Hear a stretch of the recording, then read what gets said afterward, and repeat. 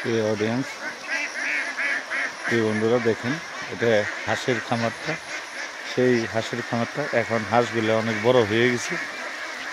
এই আপনার আর 1 মাসের ভিতরে এগুলা ডিম আসা যাবে। এগুলা ডিম আসা যাওয়ার জন্য এইভাবে বানানো হয়েছে। এগুলা পুলেট হয়ে গেছে এখন। দেখুন সুন্দর একটা খামার।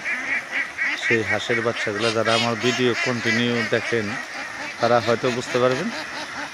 এটা একদম ছোটোবেলায় থেকে আমি ভিডিও আপলোড দিতেছি। তো এখন দেখেন বড় হয়ে গেছে, এগুলা ডেকি হয়ে গেছে। এটাকে পুলেট বলে। আর 1 মাস পরেই ডিম আইসা যাবে। এই হাঁসের এগুলা 1 মাস পরে ডিম পাড়া শুরু করে দেবে। দেখুন